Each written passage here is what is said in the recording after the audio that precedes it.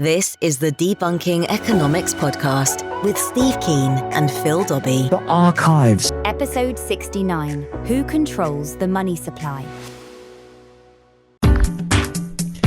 Welcome to the Debunking Economics podcast with Professor Steve Keen. I'm Phil Dobbie, and today, money. Now it's no longer tied to the gold standard. Money can be added all the time by central banks and by commercial banks, and in other ways, like through government debt. So do we need to rein in the amount of money that's created, and who benefits from money creation? In short, is there a better way of managing money than we do at present? That's today on the Debunking Economics podcast. So, Steve, money is created by banks, by central banks and by commercial banks with very few constraints. So, in theory, the more money they create, then more money creates higher inflation. The higher the inflation rate, the higher the interest rates from the central bank. And the higher the interest rates, then the more money the banks make. So, isn't there a bit of self-interest there? Yes, there is an incredible amount of self-interest, as Bill Black once put it brilliantly in one of his books, in the title of the book, and no less, the best way to rob a bank is to own one. So that's true. But the trouble is, partly why they get away with being able to rob the banks while owning them at the same time is people don't understand the monetary creation mechanism, nor do they understand the impact. So a lot of Austrians expect the sort of causal chain you're talking about, which is rather hard to reconcile with the real world, whereas the more banks have created, the more money creation has occurred, the lower the interest rate has got, not the higher. Right. So what's wrong in that causal mechanism that I gave there then? Well, first of all, thought the banks can just basically dump the money on our system.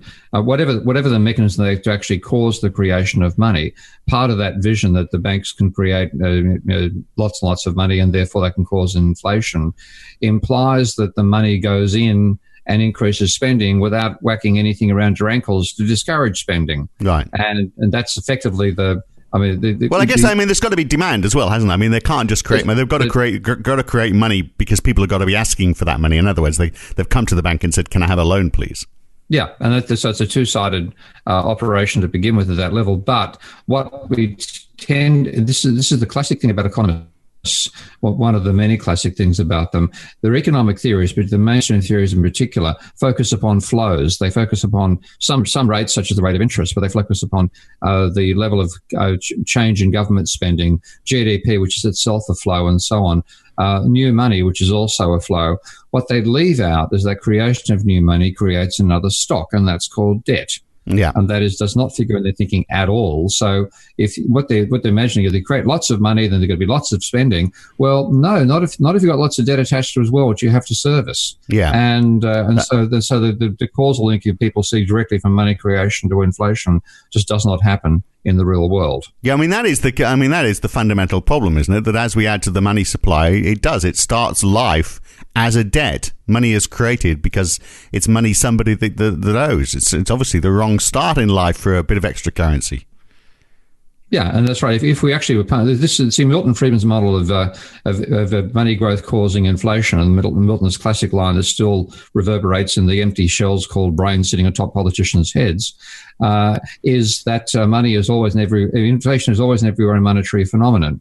Now, his model of inflation was a helicopter flying over, quite literally. This is where the idea of helicopter money came from. His hypothetical model was a little planet on continent over which a helicopter flew, simply dropping money notes from the sky. Now, these notes were used as commerce, but they had absolutely no liability attached to them. Though if you pick them up off the ground, and this was his model of how people got the money, they'd scramble grabbing the money that had dropped out of their helicopter. Rather than napalm, they're dropping dollar notes. Yeah, give me a break. But they would pick up the dollar notes and then they would be an asset for them, but not a liability for anybody else. Right. Now, this is completely fallacious.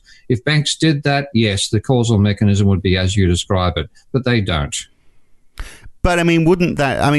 That does get over the issue that you've got money that's not debt that is being distributed in the economy. So people would have that money if everyone was if you had helicopter money and you dropped it and it was spread evenly amongst people, you were just expanding the money supply. And we'll come to it in a second as to why you need to do that. But if you were doing it that way, you are distributing money that's not driven by debt and people spend it. So isn't that a good thing? That's a possibility, and that's why people are talking about quantitative easing for the people as a way of getting out of the continued stagnation after the financial crisis. But the real money creation mechanism is the classic one that central banks are coming out and saying quite loudly now, including the Bundesbank, that banks create money out of double entry bookkeeping. They do not need reserves to create it. It is simply they create an asset on one side, which is a loan. They create a liability themselves on the other side, which is your deposit account, which, of course, their liability is your asset. You can spend that money, but as well as getting the asset, which the cash to spend, you also get the liability, the debt to the bank. And this is a fact which central banks are now shouting from the rooftops. And as I bloody well expected, mainstream economists are denying what the central banks are arguing is the real world. Because it doesn't fit their stupid little models. And the most recent illustration I've seen of that, unfortunately, I wasn't there to listen to it, was on my session at the INET conference in Scotland just over the weekend, where one of the discussants was a guy I've met beforehand. And no, he's not a bad bloke. I mean, the neoclassical economists aren't necessarily bad people. But he was, as we think of him, Rental, I'm trying to find his name now on a blog post as we speak. But he denied that banks create money. Mm. Okay, and what central banks or commercial banks or both? Commercial banks. He denied Pontus Rental. Right. Rental. And he was, as it happens, I had a talk in Cambridge University some years back, organised by the students there, and he was critiquing my position, which he'd never heard of before, because as far as he's concerned, he's a classic young-ish. Not a neoclassical economist. He didn't realise there'd ever been anything other than neoclassical economics, not only in general, but specifically at Cambridge. Whereas Cambridge used to be the bastion of non-orthodox thought with Joan Robinson and Nikki Kaldor and so on. Right. So his belief was that when a bank loans out the money, it's already got the money in there because someone else has deposited it. That was his belief.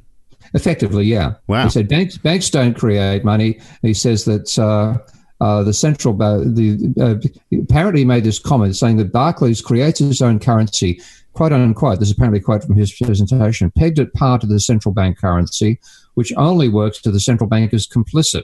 In other words, as a typical thing for neoclassical economists, they come back and say that all money creation is the fault of the central bank. So if anything goes wrong, like, for example, the Great Depression, that occurs because the central bank didn't create enough money. And if anything goes wrong because of, say, like inflation in the 1980s, that went wrong because the central bank created too much money. It's never the market system. It's never the private banks that are at fault. And this is the mindset. They actually literally believe this. And I can understand them in some ways believing it when the counter-arguments are only put in obscure, non-orthodox journals like the Journal of Post-Keynesian Economics or the Review of Keynesian Economics and so on. But when it's being published in official documents by the Bundesbank, the Bank of England, and the Bank of Norway, you think it might get through their thick heads. Well, how would he equate at a time when you've got very, very low interest rates and therefore very few people are depositing money because they get a very small return on it? How does he equate the fact that this is also coincides with very low interest means there's a big demand for loans so that people can go and buy more expensive houses? How does he think? How does he think those two things level up? Well, the capacity for neoclassical economists to live with cognitive dissonance cannot be underestimated. So it's partly because, and this is why I have far more faith in central banks and bodies like the IMF and the OECD and the World Bank than I have in academic departments, because it's possible for people like Pontus Rental. Yes, Pontus, you're welcome to get back in touch and complain about my post when you hear it. They can live in an academic bubble where they're completely insulated from what's actually happening in the real world. So they explain to you how their model works. They don't explain how the real world works. So in theory, money supply, I guess if it should be related to anything, it should be related to the amount of people and the amount of goods. So if we have 50% more people, we need 50% more money if we're all consuming the same amount of goods each. If we had that, then in theory, I guess prices would remain steady. But so it raises the question, do we need controls on money supply? I'm not sure how we do it, but just first of all, the question, should there be some sort of constraint on how much money is created by whatever means? Absolutely. And this is, that then says, well, you've got to control it. If you have the realistic model of how money is created, you've got to have controls on private bank behavior. Yeah. But the neoclassical thing, because they slot everything back to the central bank creating it, all this stuff is about controlling what the central bank does. And therefore, they completely ignore the private banking system.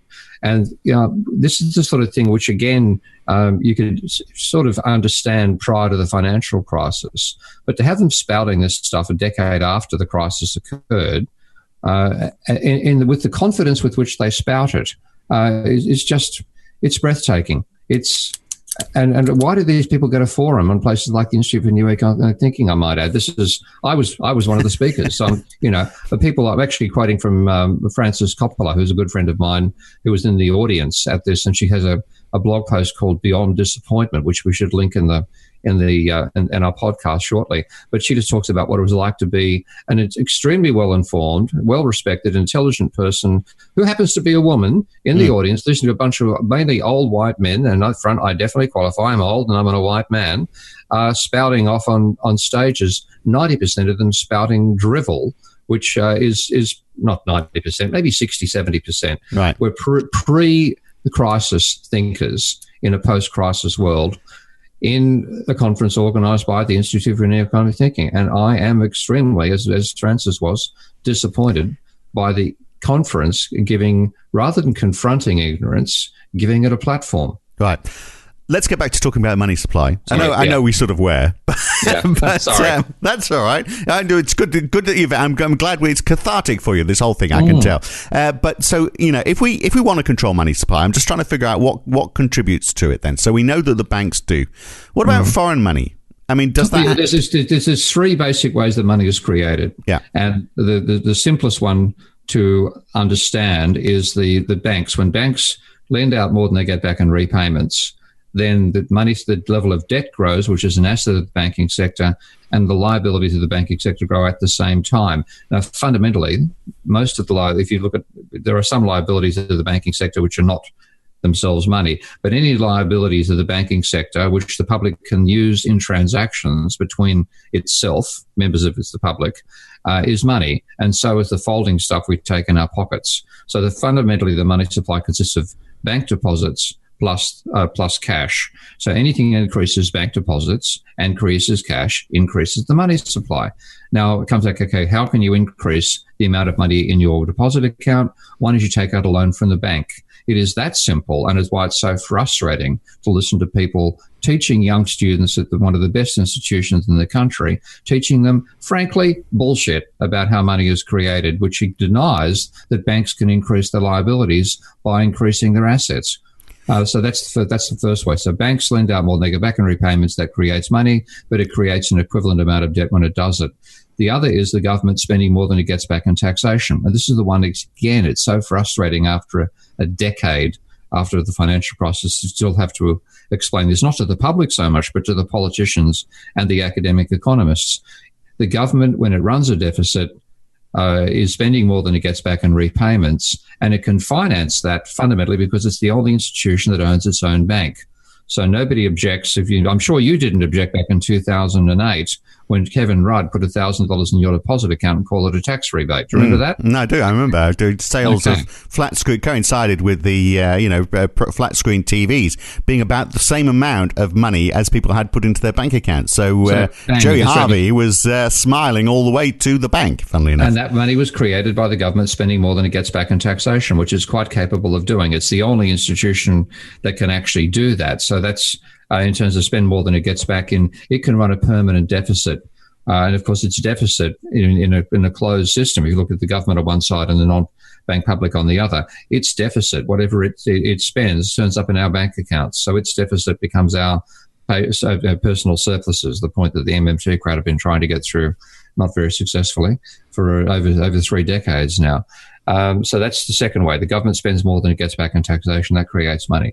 The third way is if you have an export surplus or a current account surplus, you are getting in more foreign money than you are having to buy yourselves. And that is also a way of creating money. And it's the primary reason why Germany is such a successful economy at the moment, it's running about an 8% of GDP trade surplus, which fundamentally means that money's been created in Germany equivalent to 8% of its GDP every year by its trade balance, meaning that the government doesn't have to run a deficit to do that, and people don't need to borrow from the private banks to do it. So Germany is the only country, and one of the few countries in the world, with a falling level of both government and private debt, because its money creation is being taken care of by its current account surplus. Right. And on that last one, I mean, that can be good in that you're getting foreign money because you're selling more stuff overseas, which is a great thing. But also, what if, let's take the example of house prices in London, for example. If a Russian tycoon buys a house in London, he's acquiring an asset that would otherwise have been bought by British money, but he's bringing foreign money into the equation, and he's helping to increase the price of that asset. So, so it's not clear cut, is it, where those boundaries are? Yeah, then this is the reason that you can have a country like the UK running austerity, or spending less government money, creating less government money than it should given the economic circumstances, and also running a trade deficit at the same time, but through QE, which is another way to create money. We haven't spoken about that one specifically just yet. Through QE and also through foreign purchases of domestic assets, which means people effectively in that case take ruble, deposit them at a bank in the UK. The bank in the UK presents those ruble to the central bank, the Bank of England, and the Bank of England buys them and then pays them back with British pounds that turn up in the account of the person selling the property to the Russian oligarch. So that money turns up, and then the Russian oligarch, either buys security cameras to make sure nobody can get inside his property, and leaves it vacant, hoping the price will rise. Where that price rise is actually driven by both local mortgage buying, but also by the foreign buying that he's part of. Yeah. So as we both know, London is full of empty wealthy properties, protected by security guards and security cameras. Yeah, which is a travesty, isn't it? A separate issue for another day, but it's another contributor to the money supply. Look, I was watching a video by a couple of British junior doctors working in the UK, Tahir and Umar Nasser, who've got a brilliant video series called Believe You Me. A lot of it is about religion. But they highlighted an interesting problem, which is, I mean, you've spoken about this before as well. When money's injected into the economy through quantitative easing, for example, or through banks giving a loan, but the beneficiary tends to be the richest people. Certainly with quantitative easing, it's the richest people. It's the financial sector who are getting the money first. And I mean, they argue the case, and I'd be interested to see if you agree with this. I mean, if lots of money is created through this system, and the first beneficiaries are people who work in the finance sector, they are getting access to this new money when prices are lower. So they go and buy stuff. Money's injected. Inflation pushes the price up. If that new money ever does make it to the poorer people, they're paying more for goods than the rich people, because the rich people bought it when the money was new and when the money supply was smaller. Does that make sense? And is that what's happening? It does make sense. And this is the way QE is also creating money, but it's mainly creating money in the financial sector and therefore pumping up financial assets. So, and that's what. So the central bank, in that sense, is through QE has become a fourth means of money creation, in the sense that what it's doing is independent of what the Treasury might do. So normally, to create money through the government running a deficit, pardon me, what it does is it sells bonds that are bought by the financial sector. And of course, that means that is actually, in that case, that's a transfer of money from the financial sector to the government, which is then spent into the real sector of the economy. But what's happening with QE is that the central bank is buying bonds off the financial sector, therefore directing money directly into the financial sector, which the financial sector then uses to buy assets, shares and property, which drives up the price of shares and property, which benefits the people who own them or sell them. And therefore you then get that process of buying and selling. Of course, you've got to hire a few real estate agents to do that. The real estate agents have to have Ferraris to drive to show the properties to the people they're showing them to. The Ferraris need to be cleaned. The person cleaning the Ferrari needs a cappuccino, et cetera, et cetera. You get a bit of a wash of that quantitative money, easing money into the real economy, but the vast majority of it circulates in the financial sector and drives up prices there, which is, it's become bleedingly obvious that this bubble is only being, in terms of financial sector assets, is heavily being maintained by central bank money creation through an independent channel to the one that is normally used to create money via government deficit spending. Yeah, but their argument is as well that the financial sector, because they're getting the money before we've seen this increase in the money supply, before inflation hits, they're getting the sort of like the time advantage that they can buy stuff cheaper. Yeah, they are. And it's in this case, and this is a major argument. These aren't economists, by the way. These are doctors we're talking about, by the way. I've met them. They're good. They've got this advantage that they've not been trained in economics. Maybe that's their benefit. Maybe that's a benefit for them. Absolutely. It's intellectually. I describe economics education. Actually, I did already use this term. Not an education; it's a frontal lobotomy. Yeah. All right. So let's go back to this. Their point about the timing of it all. Then. Yeah, and that's because if you are, getting effectively the financial sector sells the bonds to the government. To get the money back in hand, they're then making the decisions about what assets to buy with the cash they've now got, because the cash isn't earning them any income, so they have pressure to go and buy assets to get income-earning assets out of them, and they buy shares. And of course, they buy shares, that drives up the price of shares. So the people in the financial sector actually doing this work are in a hiding to nothing to know they should be on the buy side of the market, because, as it has often been said, you don't fight the central bank. Certainly in those situations, you don't. And therefore, they're riding the coattails. And of course, they're the first ones to get access. And they're the ones whose job it is to do this. So they've almost always got their own side accounts. They're trading on their own benefit, following, effectively front-running what the government is doing. So how do you control the money supply then? If we think it's important that it needs to be controlled in some way, I mean, central banks would say probably, that's what we do. And we use two instruments. We use interest rates to do it. And we also, have quantitative easing. But, as you said, the money they create is just part of the mix. You've also got foreign money, you've got government overspends, and you've got the work of the commercial bank. So the trouble is that, again, people like Pontus Renthal just misunderstand and misteach their students as to how you can control the money supply. So they think you control the money supply by setting reserve requirements, and they're also running a government deficit. They try to limit what's done through the government deficit and say it cannot be done by reserve requirements. It's completely misunderstanding the money creation process. It has no impact whatsoever on the bank's capacity to create money. So you can't do it using the means that the central bank has to control the money supply. Don't control the money supply. So how do you control it then?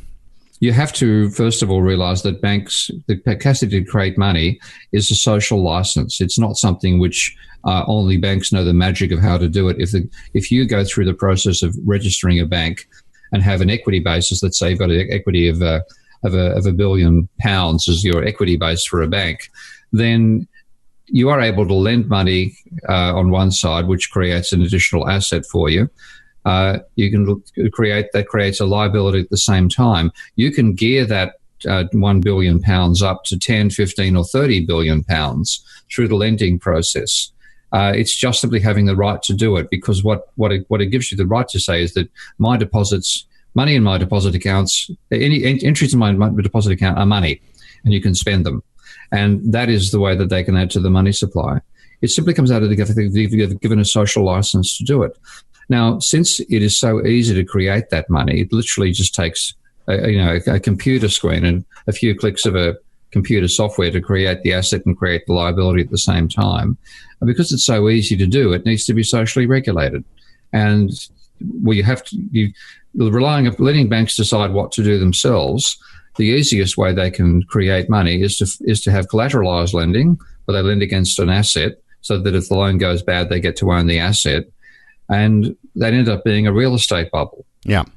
And that's exactly what banks have been creating money for the last 20 or 30 years. So is the answer then what your friend thinks is already happening, where you say to banks, well, look, you can only loan out money that you've got in as deposits? Well, that's the proposals of positive money, to do that sort of thing, to say that banks can no longer create loans and create assets indefinitely. They have to have a account at the central bank when they lend to a customer, the amount in that account goes down 1-for-1 with the loan they make. And therefore, there is a strict limit on how much they can lend. Effectively, that's turning banks into the same as what used to be building societies, where building societies would have taken deposits and lend those deposits out. And when the deposit out, the person whose deposit was lent out did not have the money to spend. This is a big difference. That's the model the mainstream has of the real world. In some ways, positive money said, let's make the textbook model into the real world. So is that a good model? Is that a good approach? Seems to make a lot of sense to me.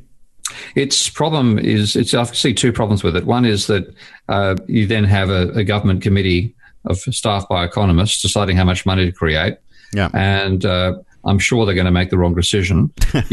Wouldn't it be the role of the central bank to do that? I mean, that would be that they would say, well, okay, that we are really controlling the money supply now, because the only thing that we're not controlling now is government overspends and foreign earnings. And I guess you can say, well, look, if we've got a positive trade balance, then that's a good thing. So let's not worry about that. Let's just worry about all the other factors. Well, but that's partly where the trouble comes from, because not worrying about that means the other factors come and bite you on the backside at a later stage. So we just need a coordinated approach to money supply creation. What the positive money proposals are about is saying we'll take away the capacity of private banks to create money. All they can do is make a profit on the arbitrage, effectively, the difference between what they pay for deposits and what they pay. They'd be paying the government in that case for the money, and they've got to lend it out to the public for more and make a profit on the arbitrage range. The trouble I see with that is that banks would then have far less profitability than they have at the moment, which is not necessarily a bad thing, but they would be absolutely dedicated to undermining that system over time. And frankly, I think they'd succeed. They would use failures to create enough money, difficulty in getting hold of money compared to the current situation. They would use all these reasons of saying it was better when we controlled it, and we'd go back and have it abolished at a later stage, people having forgotten the chaos that was caused the last time the banks had complete control over the money supply. Right, but in theory it works. You're just saying in practice it probably wouldn't, because the banks would behave like absolute bastards. But it's also because there's partly that I want to have the money creation capability directed to creative uses in capitalism. I want entrepreneurs to get it, and I want firms to get it for working capital, which they used to get back when banks ran lines of credit, but they don't do that anymore because it's not profitable enough. So we have banks fundamentally financing just asset price speculation and bugger all else. But if I would want to, the ideal situation for banks is they fund entrepreneurs. But of course, if they do that, then 5 times out of 6, they're going to lose all their money.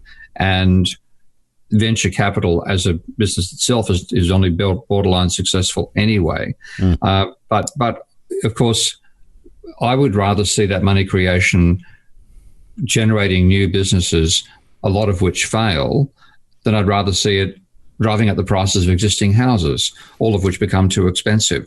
So, but do banks need to be doing that? I mean, when you look at the way we are operating today with, new ways of raising money, like for example, the fact that you might be, earning your living and funding your research, using an online tool that didn't exist 10 years ago, means that there are new ways of creating money, which doesn't involve banks. I mean, not creating money, but money that's already in circulation, getting it diverted to your cause through just interesting, projects that capture public imagination. And that's what the internet does. We don't need banks to do that.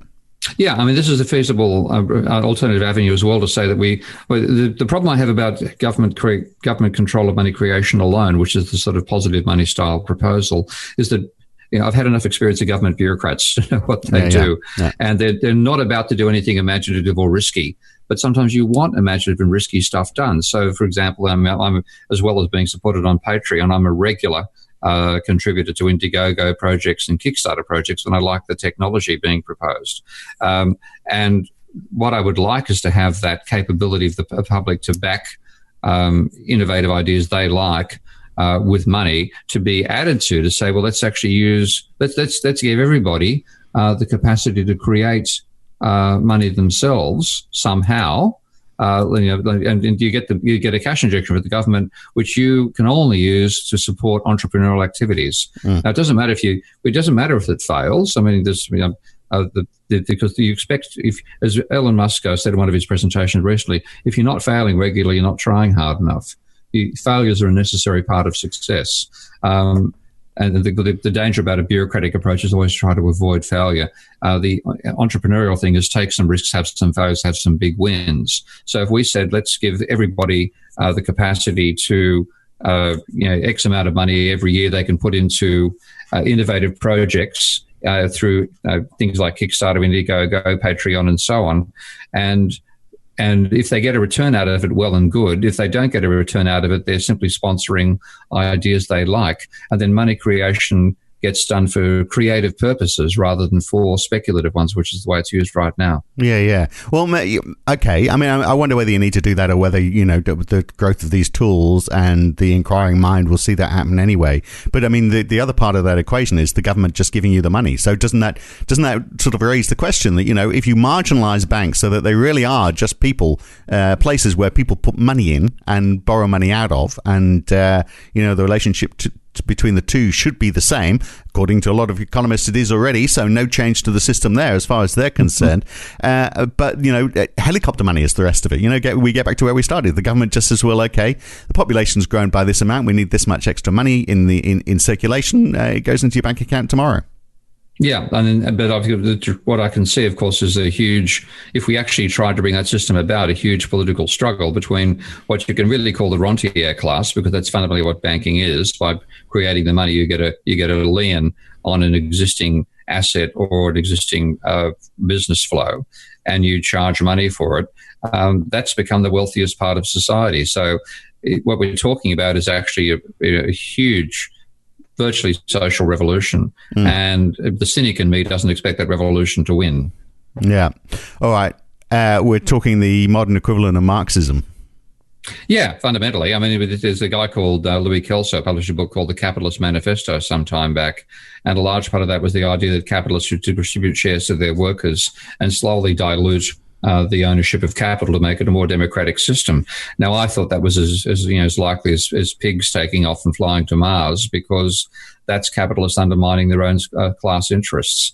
And there's a similar thing here with these ideas about reforming the banking sector. Because the banking sector has become so big and there's so much money being made and power coming out of that money in the financial sector, they're going to oppose these things lock, stock and barrel. And therefore those campaigns are going to face far more political resistance than they expect. And the financial sector has well and truly worked out how to do that over time. So it makes part of me a cynic. If we've left out one other possible form of money creation, and maybe that's for another show, but of course a lot of people think that blockchain technology and cryptocurrencies are a new way of creating money.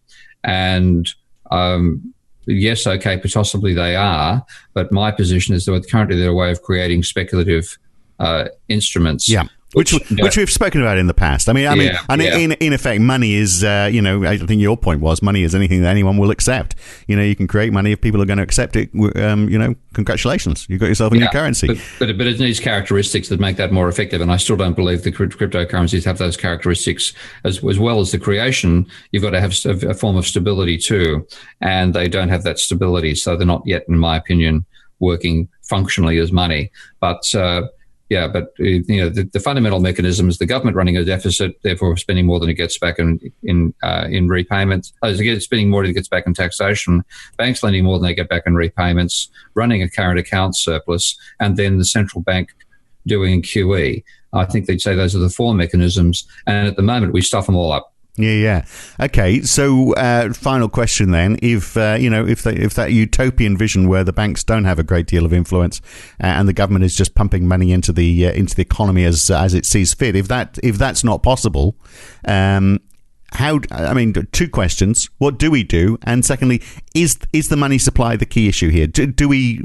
Are there more important things to worry about than how much money is being pumped into the economy?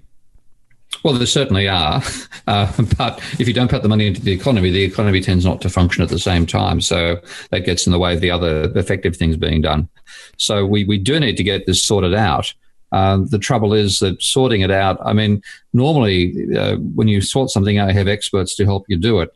And unfortunately, in economics, you have experts to prevent us understanding how it happens in the first place. So that's why this whole area becomes so fraught. If the experts knew what they were talking about, we might have a chance to do something effective, but the experts haven't got a clue. The experts like academic economists in the main. And so what we end up doing is a melange that gets nowhere. It's a frustrating experience for those who actually understand how things work. Okay, and hopefully a few more people do understand in the last half hour. Great to talk, Steve. We'll catch you again soon. Okay, mate. There we are. A slightly agitated Steve Keen. I think we got him today, but no matter. It all works. Next time, I think what we said we're going to talk about this time, but we'll push it back to next time. DSGE models. Dynamic Stochastic General Equilibrium models. What the hell are they? They are the lifeblood of monetary policy analysts, but how do they work, or do they not work, as the case may be? We'll look at that next time on the Debunking Economics podcast with Professor Steve Keen. I'm Phil Dobbie. I'll see you then.